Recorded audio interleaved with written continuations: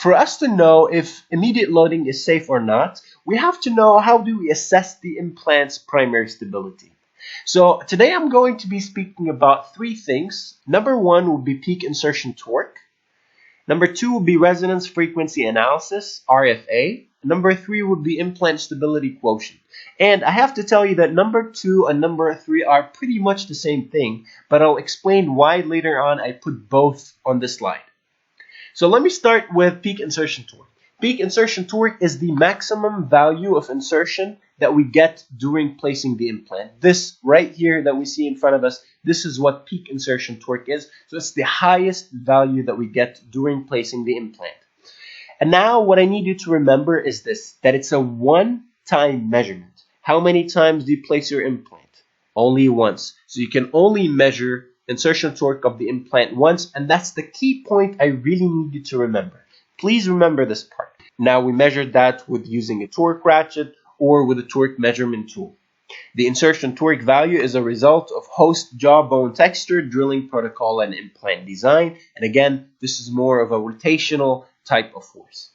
Now, primary stability is not only insertion torque, and this is what Dr. Michael Norton says, who I'm borrowing a lot of his slides for you today.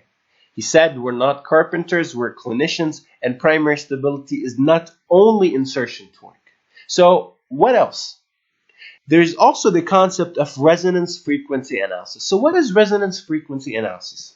If you remember back in the day in school, we used to learn what we call the tuning fork principle. So tuning fork principle, the idea behind it is if I have a tuning fork and I hold this tuning fork in a metal stand, the fork will resonate with very high frequency. On the other hand, if I hold that same fork in my hands, it will resonate but with much less frequency. And the reason being that the principle behind RFA is the stiffer the interface that the fork is in, the higher the resonance frequency will be. So essentially, if we use the same concept with an implant, we use what we call the smart peg, which is basically a tuning fork. So the stiffer the interface between the bone and the implant, the higher the frequency, and the higher the frequency, the higher the ISQ.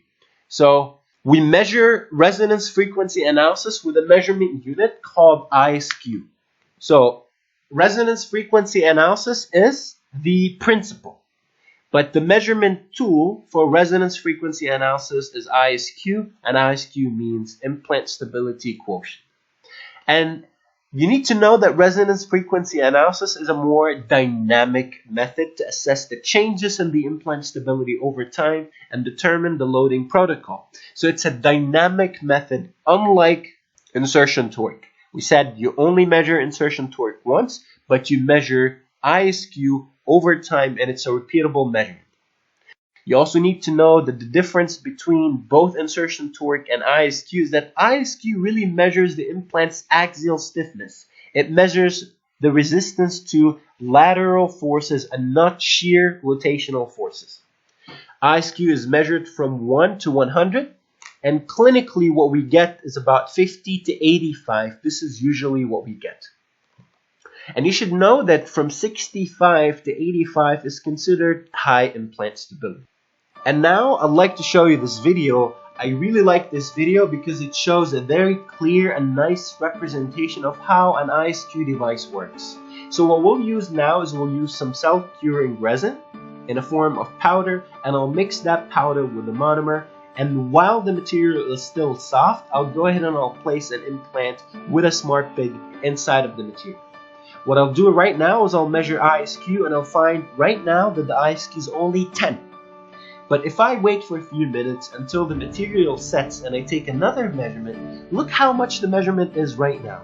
Now this is the same implant, this is the same smart peg, but we get different numbers. And this is the idea behind ISQ. So what we can tell now is that the difference between both insertion torque and ISQ is that resonance frequency analysis, or ISQ, measures the resistance to lateral micro movements. On the other hand, resonance frequency analysis, on the other hand, peak insertion torque measures the resistance to shear rotational forces, and is measured with Newton centimeter. And again, resonance frequency analysis is measured with ISQ. But what is the sole difference between peak insertion torque and resonance frequency analysis ISQ? Peak insertion torque is a one-time static measurement. Remember, we mentioned this before. You can only measure insertion torque once. On the other hand, resonance frequency analysis is a more dynamic method to assess changes in implant stability over time and determine the loading protocol. So in the literature, we're really trying to find, is there any relationship between insertion torque and ISQ? If I place the implant with high insertion torque, does that necessarily mean that I'll get high ISQ? Well, let's see. So we've seen a lot of studies that have been on the topic of trying to find the relationship between insertion torque and ISQ, and actually there is no correlation between RFA and insertion torque. So sometimes you might place the implant with 31 Newton centimeter and you'll get an ISQ of 82.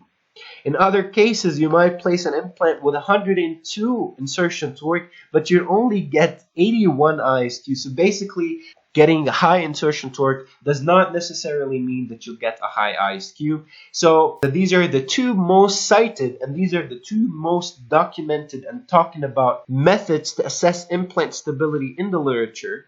Would you use insertion torque, or would you use ISQ, or will you use both? And the answer is actually both.